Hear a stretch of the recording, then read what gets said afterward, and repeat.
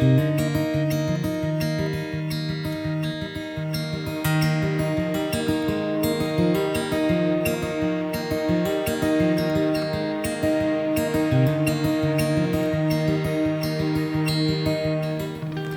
안녕하세요. 성남 시민 여러분. 저는 성균관의대 삼성서울병원 전홍진입니다. 먼저 여러분들 만나 뵈서 반갑고요. 오늘 제가 말씀드릴 거는 이제 예민한 사람들을 위한 조언과 어떻게 해야 되는지에 대해서 말씀을 드리겠습니다.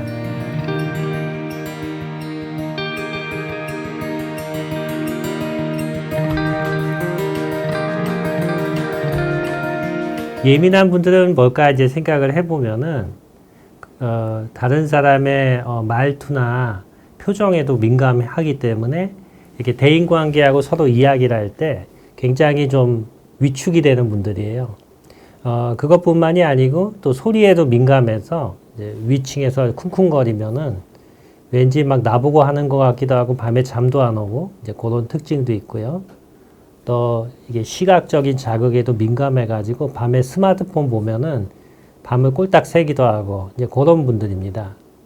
근데 요즘에 이제 코로나가 계속 되면서 물론 많이 처음보다는 코로나가 안정이 되긴 했지만은 원래 예민한 분들이 더 예민해지는 시기가 됐어요. 그래서 제가 몇 가지 예를 좀 말씀을 드릴게요. 지금 먼저 한 20대 대학원생 말씀을 드리겠습니다. 요즘에 학생들이 이제 학교에 못 가고 주로 집에만 있잖아요. 그러다 보니까 참 어떻게 보면 좀 안타깝죠. 학교에도 못 가고 집에만 있으면서 주로 하루 종일 집에서만 생활하고 있는데 이제 그러다가 친구들을 만나고 사람들을 만나면은 이게 좀 편하지가 않아요. 그래서 예를 들어 카페에 가서 친구들하고 이제 수다를 떨다가도 왠지 뒤에서 중얼거리면 웅성거리면 나보고 하는 것 같기도 하고 자꾸 나를 보고서 이렇게 다른 사람들이 소리를 지르는 것 같기도 하고 이제 그런 느낌이 들어요. 그러면은 어떻게 되냐면은 이야기를 할 때도 자꾸 눈치를 보게 되고 자꾸 주위를 두리번거리게 되고 그러다 보면은 이야기하는 주제도 잊어버리고 자꾸 당황하게 되는 일이 많습니다. 그래서 제가 보면은 특히 예민한 분들 중에 나이가 이제 20대 초반 이런 분들의 특징이 다른 사람이 하는 행동이나 말을 자꾸 나랑 관계를 지어서 생각하는 그런 경향이 생겨요. 민감하면은. 그걸 저희가 관계사고라고 하는데 그러니까 나랑은 전혀 관계없이 서로 자기들끼리 이야기를 하고 서로 웃고 하는데 이제 뭐가 내가 잘못한 것 같다고 생각이 드는 거죠. 그러면은 이제 같이 이야기를 하고 재밌게 해가지고 이제 집에 들어옵니다. 집에 들어오면 자꾸 그게 생각이 나요. 그 친구가 왜 그때 그런 얘기를 했지? 그리고 그때 왜 웃었지? 자꾸 이런 얘기를 하다 보면은 자꾸 그 생각이 꼬리에 꼬리를 물고 생각이 들고 예전에 내가 말하다 실수해가지고 뭐 상처받은 거 또 다른 사람들이 나한테 얘기했던 거 이런 게 이제 계속 생각이 드는 거죠. 그렇게 하다 보면은 이제 사람들 만나는 게 위축되고 자꾸 이게 혼자서 있게 됩니다. 그러다가 이제 우연히 만나게 되면은 그런 생각이 들면서 또 숨도 답답하고요. 호흡이 곤란한 것이 많이 생기죠. 그래서 요즘에 많은 것들이 뭐냐면은 이렇게 사람들 만날 때 숨이 잘 안 쉬어지는 것 같은 느낌이 많이 들어요. 그래서 이제 불안하면은 우리가 이제 긴장이 되고 땀이 나기도 하지만 이렇게 호흡이 잘 안 되는 느낌이 많이 들거든요. 그런 것들이 대표적으로 이제 예민한 분들이 느끼는 것입니다. 특히 그렇게 민감한 분들은 그러니까 다른 사람이 나를 거부하거나 싫어하는 데 대해서 되게 민감해요. 그러니까 항상 나를 이렇게 좋아했으면 좋겠고 나에 대해서 이렇게 관심을 가져줬으면 좋겠는데 표정이나 말투를 자꾸 이렇게 눈치를 보게 되거든요. 그래서 그런 게 안 좋으면은 이게 나를 싫어한다고 해석을 하게 되기가 쉬워요. 근데 우리가 하루에도 지금 수많은 분들을 만날 거예요. 하루에도 뭐 아침부터 저녁까지 사람들을 만나게 되면은 어떤 사람들은 되게 친절한 사람도 있을 뿐이지만은 또 어떤 사람들은 말투가 퉁명스럽고 좀 짜증이 나게 대답하는 사람도 있죠. 근데 그런 것들은 대부분 나 때문에 그런 게 아닌 경우가 대부분이에요. 그러니까 보통 그 사람의 말투나 표정이나 태도는 다 자기가 타고나거나 그 사람의 그날 컨디션에 관련된 거거든요. 그러니까 그거를 자꾸 나 때문이다, 나랑 관련이 있다고 생각을 하면은 자꾸 사람이 위축이 되고 자꾸 민감해지는 거죠. 그래서 그런 것들을 스스로 줄여야 됩니다. 그래서 우리가 대화할 때요, 자꾸 이렇게 민감해지는 분들은 대화할 때 그 사람의 말 내용에만 신경을 쓰고 표정이나 말에는 신경을 안 쓰는 습관을 자꾸 들여야 돼요. 그래서 제가 얘기하는 게 메신저 대화하듯이 그냥 그 내용만 듣고 너무 그 사람이 뭐 어떻게 나를 생각하는지 표정을 어떻게 하는지에 대해서 자꾸 자극을 받는 걸 줄이면은 굉장히 편해집니다. 그래서 이제 제가 이게 그런 연습들을 시키곤 하는데요. 그렇게 해가지고 사람들을 만나도 편하고 이렇게 긴장이 되지 않아야지 결국은 많은 사람들을 만날 수가 있거든요. 이제 그래서 젊은 분들은 이제 특히 그런 게 중요합니다. 그리고 또 하나 얘는 이제 50대, 60대 어르신들인데 50대, 60대 어르신도 아니죠. 조금 이제 중년이죠. 근데 그분들이 보통 특히 여성분들이 이제 50대쯤 되면은 폐경이 오기 시작합니다. 나이가 좀 들면서 주로 여성 호르몬이 떨어지죠. 그러면은 어떤 현상이 발생하냐면 이게 열감이 생겨요. 사람이 이렇게 후끈후끈하고 막 열이 나기 시작하고 또 손발은 차갑고요. 이렇게 몸의 변화가 일어나면서 또 예민해지기 시작해요. 그래서 좀 짜증도 많이 나고요. 또 감정 기복이 심해집니다. 그래서 그때부터 어떤 문제가 생기냐면은 다른 사람이 이렇게 소리를 지르거나 소음을 내면 되게 거기에 민감해지고 짜증이 많이 나요. 그런 게 어떤 문제가 생기냐면 집안에서 예를 들어서 남편하고 같이 있다 보면은 남편이 예를 들어서 소리를 지른다든지 애들이 소리를 지르면 거기에 되게 민감해지죠.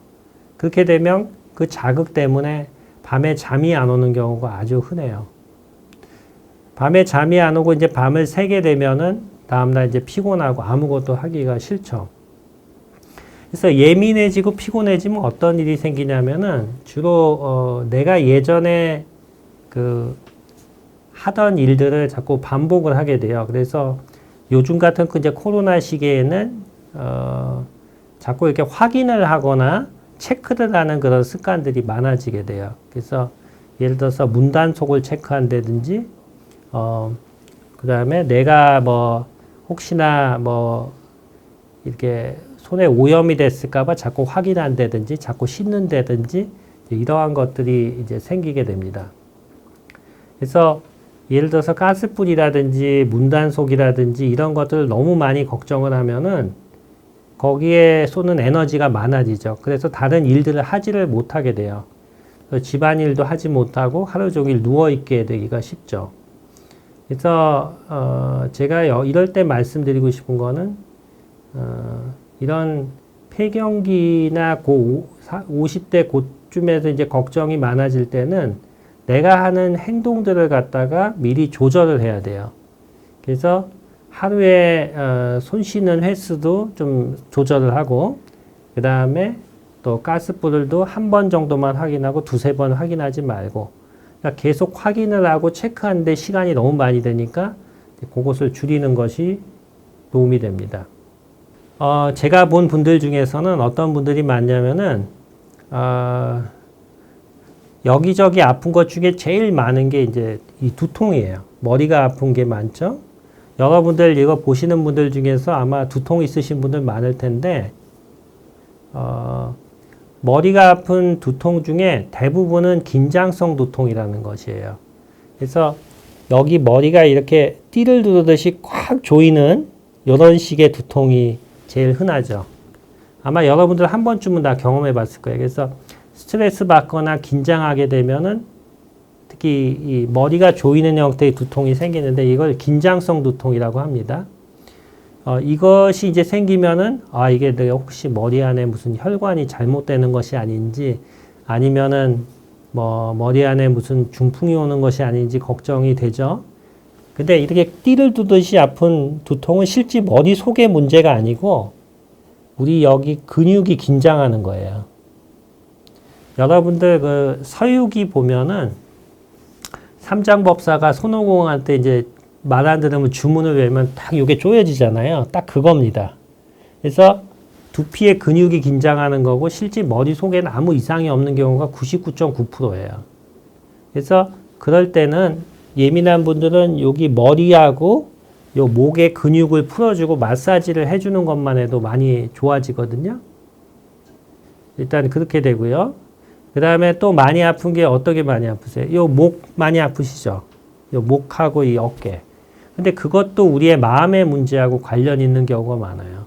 왜 그럼 목이 아픈 거하고 우리 마음의 문제하고 관련이 있냐면은 여러분들 좀 민감하고 예민하고 잠 못 자면 어떻게 될까요? 사람들을 만나면 아까 제가 부담스럽다 그랬잖아요. 그래서 사람들을 만나면 어떻게 하냐면은 이렇게 똑바로 쳐다보면 왠지 좀 불편한 느낌이 들게 돼요. 그래서 사람들이 우리가 이렇게 만나면은 이렇게 고개를 이렇게 옆으로 이렇게 돌리고 본다든지 이렇게 치켜뜬다든지 이렇게 보는 분들이 많아요. 그래서 제가 어떤 분은 굉장히 민감하고 예민하고 층간소음에도 민감하고 항상 그 호흡곤란이 있고 이랬는데 보면 항상 볼 때 이렇게 고개를 이렇게 삐뚤어지게 하고 봐요.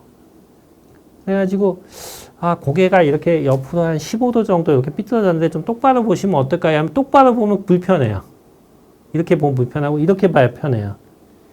그래서 왜 그런가 하니까 젊을 때부터 계속 그렇게 사람 볼 때는 항상 그렇게 보신 거예요. 이렇게 똑바로 보면 왠지 불편합니다.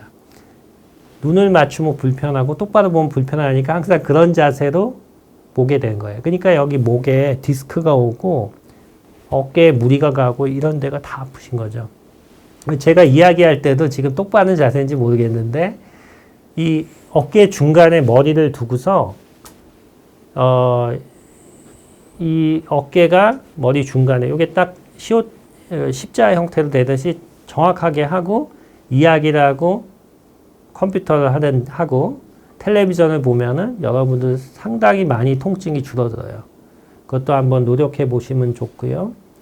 또 다른 것들은 여기저기 쑤시고 아픈 분들이 많아요. 우리가 섬유근육통이라고 하는 것도 있고 물론 류마티스도 있지만은 여기저기 아픈 통증들이 사실은 우리의 예민성과 굉장히 관련이 많아요.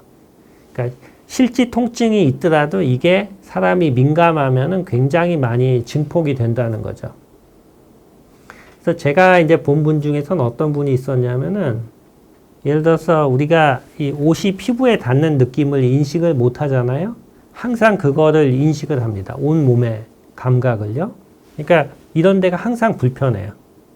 그리고 발바닥이 땅에 닿는 것도 통증으로 느끼고 이제 그렇게 민감한 분들도 굉장히 많이 있는데 우리가 그렇게 신체 감각에 민감하고 예민해질 때는 자기 자신이 실제로 마음이 예민하지 않은지 꼭 살펴봐야 됩니다. 그러니까 어떻게 되겠어요? 머리 안에 우리가 이제 그 저장하거나 받아들일 수 있는 정보에는 한계가 있는데 너무 많은 정보가 오는 거죠.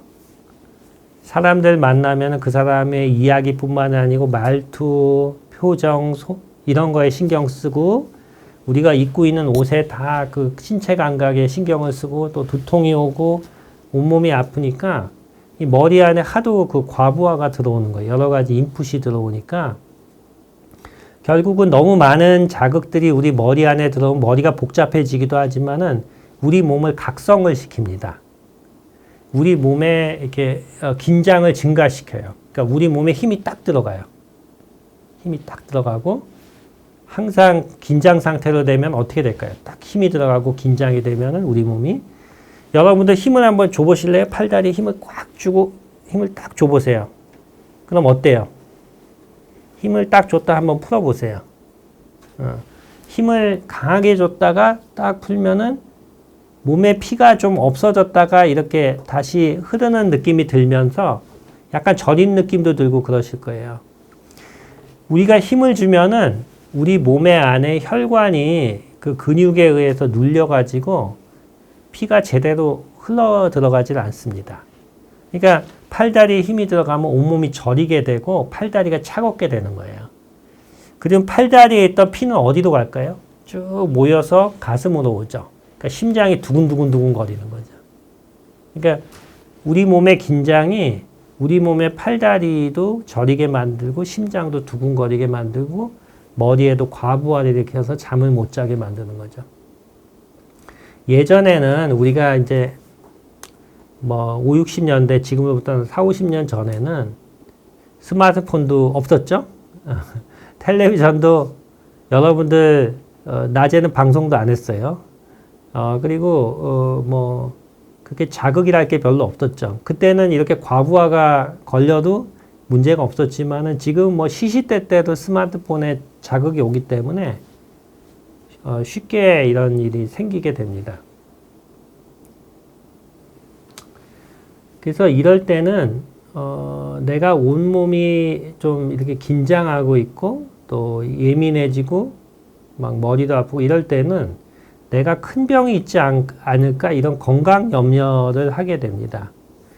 그러니까 내가 무슨 병이 있지 않을까 이런 걱정을 하게 되죠. 물론 이제 건강검진도 하고 체크를 해봐야 되겠지만은 거기서 이상이 없다고 하는데도 계속 걱정을 하시는 분들이 많아요. 근데 한번 생각을 바꿔가지고 내가 예민하고 긴장하고 있지 않은가 이렇게 한번 생각을 해보세요. 그래서 우리 몸의 긴장을 풀고 근육을 이완시키면은 상당히 많은 통증이 없어지게 된다는 걸 느끼게 됩니다. 그럼 어떻게 긴장을 푸느냐? 그게 이제 중요한데요. 여러분들이 어떻게 긴장을 푸느냐 그거에 대해서 이제 여쭤보실 거예요. 우리가 하는 일 중에서 근육을 이완시키는 일은 자기가 했을 때 굉장히 재밌는 일이에요. 어떤 일을 했는데 재밌고 편안하고 그 일을 했을 때 시간 가는 줄 모르는 일을 하면 근육이 싹 풀어집니다. 그거는 뭐 예를 들어서 운동도 좋고요. 어떤 분들은 배드민턴을 치면 근육이 풀어질 수도 있고 뭐 봉사활동을 하면 그럴 수도 있고 아니면 뭐 강아지를 키울 때 그럴 수도 있고 근데 중요한 거는 내가 그렇게 근육을 이완시키고 긴장을 풀 수 있는 활동을 하나는 만들어야 돼요. 여러분들 집에만 있고 누워있으면은 마음이 편안할 것 같지만 전혀 그렇지가 않아요. 누워있고 꼼짝도 안 하고 있으면은 마음은 더 옛날에 있었던 일들 자꾸 생각하게 되고 더 긴장이 증가되게 돼요. 그래서 오히려 활동을 함으로써 긴장을 푸는 연습을 자꾸 해야 됩니다. 그래서 다른 것에 몰두할 때 내 몸의 감각이 무뎌지고 건강 염려가 이제 마음에서 비롯된 것이라는 것을 알게 돼요. 그러니까 제가 본 분들 중에서 이런 거예요. 그러니까 내가 혈압이 올라갈까 봐 항상 걱정을 해요. 그래서 1시간마다 혈압을 측정을 하죠. 그럼 혈압이 더 올라요. 왜냐하면 혈압을 측정하는 것 때문에 긴장이 돼서 혈압이 더 오르는 이런 식이 되는 거예요. 그래서 오히려 마음을 풀고 혈압 측정도 가끔 하고 오히려 다른 쪽에 신경을 써야지 그 혈압이 또 떨어지는 거하고 같은 원리입니다. 그래서 제가 이제 몇 가지 예를 말씀드렸는데 제가 왜 예민한 사람들에 대해서 관심을 가졌냐면은 이제 저는 이제 정신건강학과 의사로 지금 근무를 하고 있는데 하루에도 뭐 많은 분들을 보고 있어요. 근데 뭐 우울증이 있는 분도 보고 있고 뭐 공황장애가 있는 분도 보고 검진센터에 온 분도 보고 여러분들 보고 있는데 제가 만나는 분들 중에 대부분은 자기는 병이 아니라고 생각하는 분들도 많아요. 이제 그분들을 어떻게 설득할까 뭐 이렇게 뭐 검사 결과도 설명을 하고 뭐 MRI 결과도 설명을 하는데 그래도 납득을 못하는 분들이 많아요. 근데 자기가 예민하고 민감한지 그거를 측정을 해서 알려주면 굉장히 관심이 많고요. 또 거기에는 대부분 동의를 한다는 걸 알 수가 있어요. 그러니까 특히 우울증이 있거나 공황장애가 있거나 이런 분들은 굉장히 민감한 경우가 많이 있습니다. 근데 그게 꼭 병뿐만이 아니고 그 병 전에도 불안한 거예요. 예민하고. 그러니까 병이 돼서 그런 것도 있지만 그 전에도 그렇다는 거죠. 그래서 예민한 것이 뭐냐면은 아까 제가 얘기한 대로 외부 자극의 미묘한 차이를 인식하고 그다음에 자극적인 환경에 쉽게 압도당하는 그런 민감한 신경 시스템을 가지고 있는 분들을 의미하게 됩니다. 그래서 제가 여러 분들을 만났어요. 제가 만난 분들을 세보니까 한 달 이상 상담을 한 분들이 지금까지 제가 본 분들만 한 몇만 명이 돼요. 그래서 굉장히 많이 여러분들을 봤는데 제가 이제 사회적으로 성공한 아주 유명한 분들도 보고 또 이렇게 병으로 고생하는 분들도 많이 봤는데 그때 여러분들을 봤는데 희한한 거는 병으로 고생하는 분들하고 유명한 분들하고 어떻게 보면 비슷한 면이 있어요. 상당히 비슷한데 그 비슷한 접점이 예민한 거예요. 그래서 이게 참 놀랍다. 어디서 차이가 있냐 보니까 성공한 분들은 예민하긴 한데 자기 예민성을 잘 컨트롤해요. 그러니까 예민한 것 때문에 휘둘리고 병으로 가지 않고 내가 예민하고 민감한 것이 자기의 일을 잘하는 쪽으로 작용을 해요. 그러니까 예를 들어서 제가 본 분들 중에서 유명한 패션 사업을 하시는 분이 있는데 자기 디자인을 하고 옷을 만드는데 너무나 예민하고 민감하게 만드는 거예요. 근데 그러니까 성공을 하는 거죠. 이런 식이 되고 근데 이제 그렇게 성공하는 분만이 아니고 예민한 것 때문에 병이 되고 고생하는 분들은 어떻게 되냐면 그것 때문에 대인 관계가 안 돼요. 사람들도 만나지 못하고 혼자 집에서만 지내고 일을 못하고 이런 식으로 되는 거죠. 그래서 이게 이제 자신의 예민성을 잘 조절하면서 이게 없애자는 게 아니고 좋은 쪽으로 잘 갈 수 있도록 해야 되겠다 이런 생각을 하게 됩니다. 그래서 제가 이제 처음에 관심을 가졌던 게 그렇게 그 예민한 분들이 얼마나 되고 어떤 차이가 있냐는 거예요. 그래서 제가 2012년에 이제 미국에 연수를 갔었는데 거기 이제 하버드 대학교에 가서 미국 사람들을 직접 만나서 인터뷰를 하게 됐어요. 근데 우리나라 사람들하고 조금 차이가 있습니다. 서양 사람들하고 동양 차이이기도 하겠죠. 어떤 차이가 있냐면은 그게 이제 서양 사람들은 자기의 감정을 잘 인식을 하는 것 같아요. 그러니까 내가 슬프다, 우울하다, 화가 나 있다 이런 희노애락의 감정을 스스로 인식하고 표정에 잘 나타나요. 그러니까 액면 그대로 잘 나타나요. 얼굴에. 근데 아시아 쪽, 우리나라뿐만이 아니고 아시아 사람들은 이렇게 감정을 억압을 많이 하거든요. 그러니까 좀 억제하고 억압하고 드러나지 않는 것을 잘 해가지고 사실은 자신의 감정이 겉으로 봐서는 잘 모르는 경우가 많죠. 우리가 포카페이스라고 하잖아요. 표정이 없다고. 그런 경우가 많고 그러다 보니까 자기가 우울한지 슬픈지 모르고 우울하거나 슬퍼서 생기는 신체 증상을 느끼는 거예요. 그러니까 예를 들어가지고 내가 불안해서 심장이 두근두근 거리면은 이거 심장병이 아닌가. 숨이 안 쉬어져서 불안해서 숨이 안 쉬어지면 이건 폐병이 아닌가. 이런 식으로 생각하는 거죠. 그래서 건강염려증이 굉장히 많아요. 특히 아시아 쪽에요. 그래서 저희가 그걸 한 6,000명 이상 조사를 해보니까 역시 우리나라나 이 아시아 쪽은 건강염려증이 많고 그 다음에 이런 불안, 신체적인 감각에 대한 불안이 더 많아요. 그 서양 사람들은 우울한 기분이나 죄를 지었다는 생각 이런 것이 많고요. 조금 차이가 있습니다.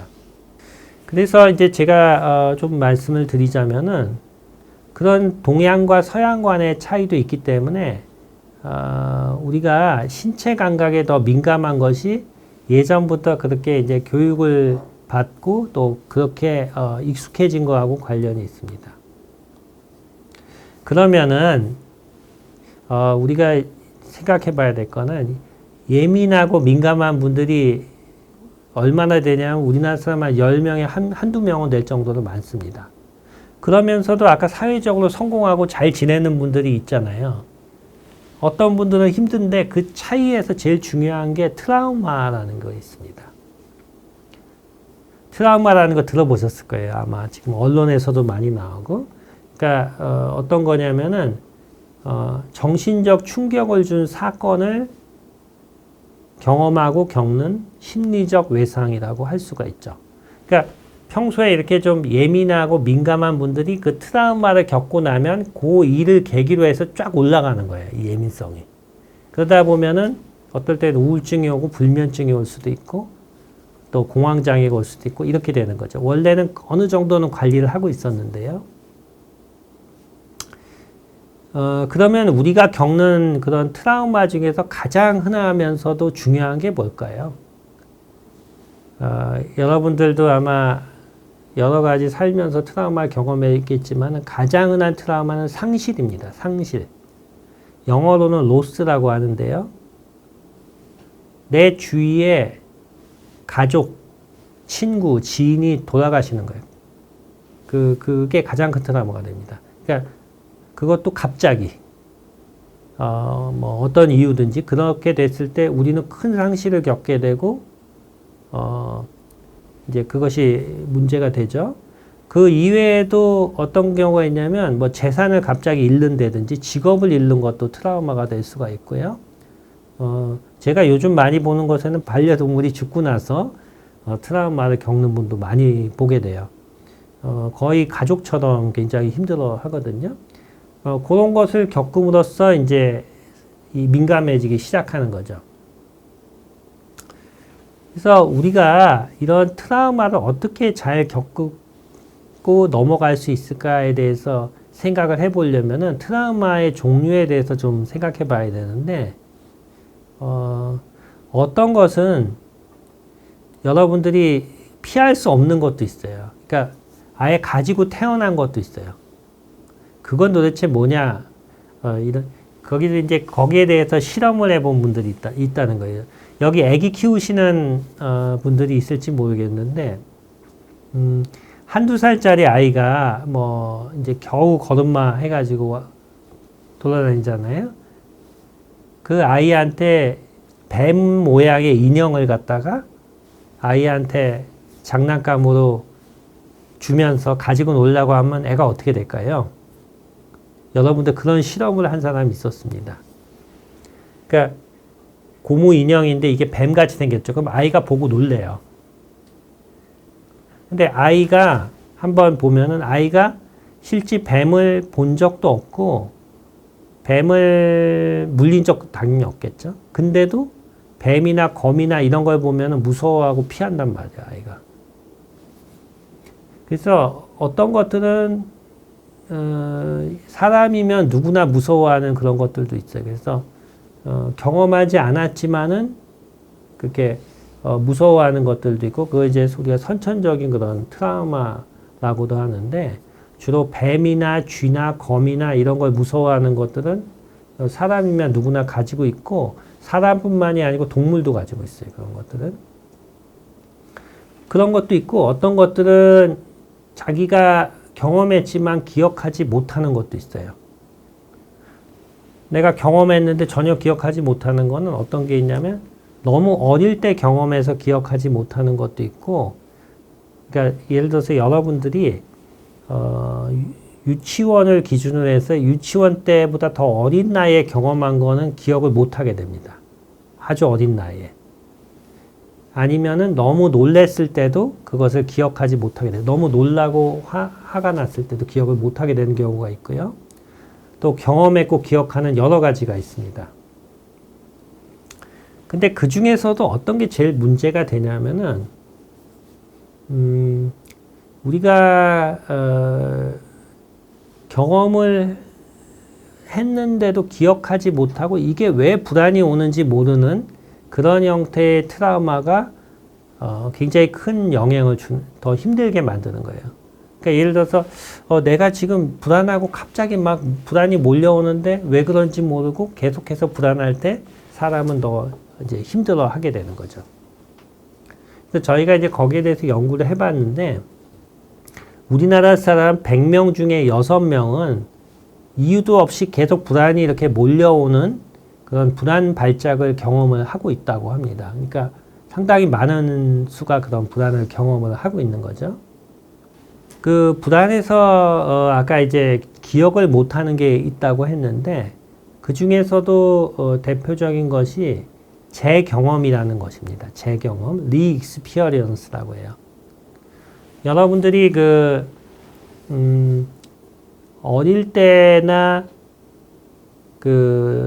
예전에 경험했던 기억들이 자기도 모르게 지금 현재 다시 회상이 되는 일들이 많아요. 그러니까 예를 들어서 내가 어떤 사람을 만났는데 굉장히 불쾌하고 짜증이 나잖아요. 그럼 그 사람이 예전에 내가 경험했던 그런 사람하고 비슷한 사람일 가능성이 있어요. 그래서 과거 혹은 어린 시절의 부정적인 경험이나 정서가 자기도 모르게 이렇게 나타나는 것을 재경험이라고 합니다. 그래서 제가 한 가지 예를 들어드리면 이런 예가 있었어요. 제가 본 분 중에 한 분인데, 가족들이, 그러니까 아빠, 엄마, 애 둘이 이렇게 4명이 아쿠아리움에 놀러 갔어요. 그래서 아쿠아리움에 갔더니 거기 물고기하고 뭐 상어도 이렇게 떠다니고 이렇게 그렇잖아요. 큰 수족관에. 그래서 거기서 앞에서 이렇게 구경을 하고 있는데 갑자기 거기 가운데 있는 엄마가 어지러워지면서 팍 쓰러졌어요. 그 자리에. 그래가지고 응급실에 가가지고 이제 치료를 받았는데 물론 이제 이상은 없이 나왔어요. 근데 그래서 왜 쓰러졌냐고 물어보니까 그 아쿠아리움에 있는 그 큰 유리가 있죠. 유리가 갈라지면서 갑자기 거기에 있는 물고기들이 자기한테 달려드는 듯한 그런 느낌이 들어서 너무 무서워서 쓰러졌다는 거예요. 결국 몸에 이상이 없으니까 괜찮겠거니 이제 그렇게 했는데 그 다음부터는 아쿠아리움도 못 가고요. 아쿠아리움뿐만이 아니고 이렇게 운전할 때 강변북로라든지 이렇게 물가에 이렇게 운전하잖아요. 그럼 자꾸 자기 핸들 확 틀 것 같은 빠질 것 같은 그런 느낌이 들었다는 거예요. 그 불안이 계속 증가돼요. 그래서 치료를 받으러 왔는데 그래서 왜 이런 현상이 생겼을까 이제 남편하고도 얘기를 남편 전혀 모르겠다는 거예요. 본인도 모르겠다 그러고. 근데 그 집 이제 아빠 엄마가 왔는데 아버지 엄마가 대충 감이 온다는 거예요. 왜 그런지. 그래서 왜 그러나 했더니 이분이 3살 때 온 가족이 계곡에 놀러 갔어요. 계곡에 놀러 가서 이제 계곡에서 애들이 이제 물장난 하잖아요. 물장난 하는데 이제 바위에 이끼가 있었나 봐요. 바위에 쫙 미끄러지면서 물속에 빠진 거예요. 그래서 둥둥둥둥 떠내려가 가지고 밑으로 계곡을 떠내려가는 거예요. 그래서 거의 죽을 뻔했는데 익사할 뻔했는데 밑에 있는 사람들이 구해가지고 애를 겨우 살렸어요. 그 다음부터는 계곡에 가자 그러면 무섭다고 안 가는 거예요. 그러니까 부모님은 그럼 가지 말라 그러고 안 데려갔고 수영장 가자 그래도 안 가려고 그래요. 바닷가 가자 그래도 안 가려고. 물만 보면 안 가려고 그래요. 무서워서. 그래서 그냥 그렇게 놔뒀는데 나이가 이제 들어가지고 이런 일이 또 생기는 거죠. 그러니까 아버지는 얘가 어릴 때 그 일 당하고 나서부터 물만 보면 이렇다고 이야기를 하는 거죠. 근데 본인은 잘 몰라요. 그러니까 이런 것처럼 내가 겪은 그런 충격적인 경험이 자기도 모르게 자꾸 현실에서 리바이벌이 되는 이러한 것들이 아주 흔히 있기 때문에 내가 어떤 일이 굉장히 무섭고 힘들면은 예전에 그런 경험이 비슷한 게 있었는지 잘 한번 확인해 보고 거기에서 잘 벗어나는 것이 도움이 됩니다. 그 다음에 이제 공포의 일반화라는 게 있어요. 예전에 자기의 경험에 의해서 지금도 조금 약간 영향을 받으면 스트레스를 받는 건데 아까 제 경험하고는 조금 다른데 예를 들어서 이런 게 있습니다. 여러분들 틱이라는 거 아세요? 틱?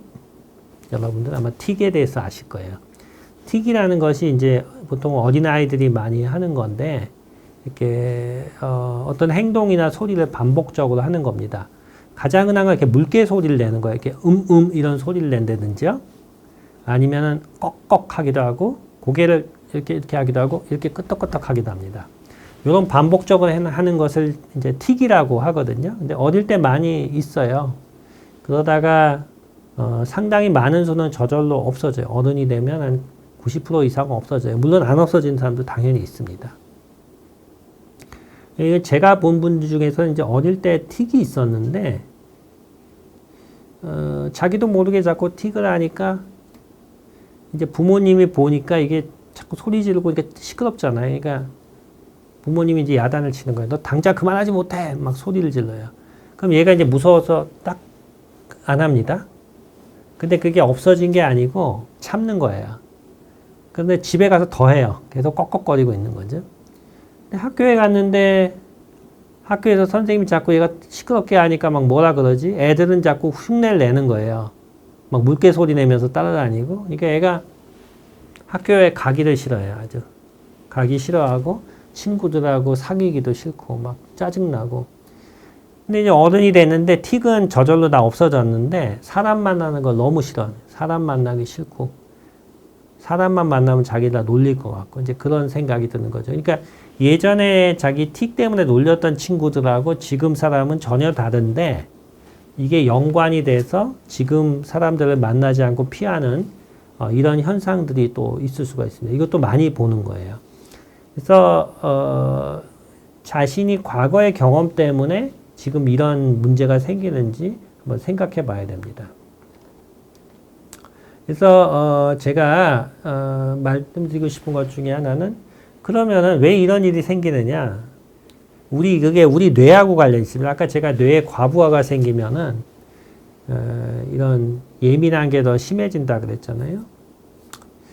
제가 이제 뇌를 연구해 보면 우리 뇌가 참 신기합니다. 여러분들 여기 뭐 한 작은 뭐 한 수박만 하죠 보통 한 3kg도 안 되는데 이 안에 굉장히 많은 신경이 있어요. 뭐 1000억 개 이상의 신경이 들어 있습니다. 그게 다 연결이 돼 있는데 우리 신경은 이렇게 손가락 끝처럼 이렇게 연결돼 있고요. 그 끝에 신경 전달 물질이라는 게 들어 있습니다. 이 1000억 개의 신경에 다 들어가 있어요. 그 신경 전달 물질이 우리의 기분이나 집중력을 조절을 해요. 그 중에서 대표적인 게 도파민이라고 노르에피네프린하고 세로토닌이에요. 이거는 좀 알아두시는 게 좋아요. 도파민, 노르에피네프린, 세로토닌. 그 세 가지의 신경 전달 물질이 균형을 이루고 있어야지 우리의 예민성도 잘 관리가 되고 또 안정된 기분과 또 편안한 인지 기능을 유지할 수가 있는 거예요. 근데 그 중에서도 도파민이라는 신경 전달 물질이 있는데 그 도파민에 문제가 생기면 어떻게 되냐면은 의심이 많아집니다. 의심이요. 그래서 가장 많은 의심이 배우자가 바람피는 것 같은 의심 제일 많이 해요.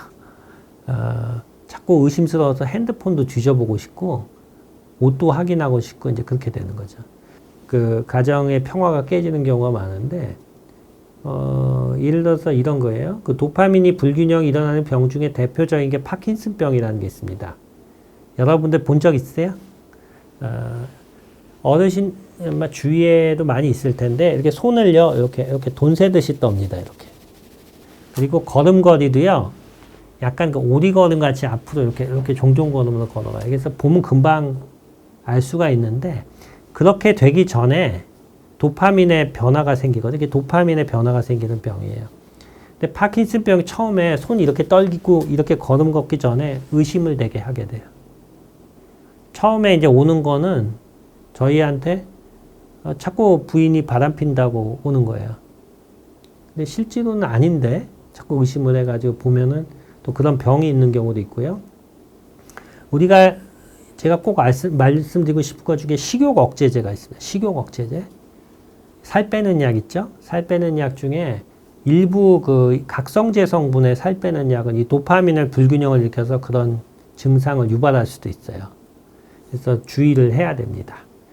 그 다음에 노르에피네프린은 주로 긴장이나 이런 힘을 내게 만드는 신경 전달 물질인데 이게 밤에 너무 올라가면 잠을 못 자고 긴장이 증가되게 되죠. 세로토닌도 원래 기분에 관련된 신경전달 물질인데 잘 균형이 있으면은 기분도 좋은데 불균형이 되면 아주 집요해지고 또 반복적인 생각이 들게 되죠. 그래서 이런 뇌 안의 신경전달 물질이 잘 밸런스를 이루고 있어야지 그 예민한 마음도 안정이 되고 또 이 기분이라든지 인지 기능도 잘 유지가 될 수가 있는 거예요. 예, 1부 마치고 2부에서는 자신의 예민한 마음을 어떻게 다룰 수 있는지에 대해서 말씀드리겠습니다.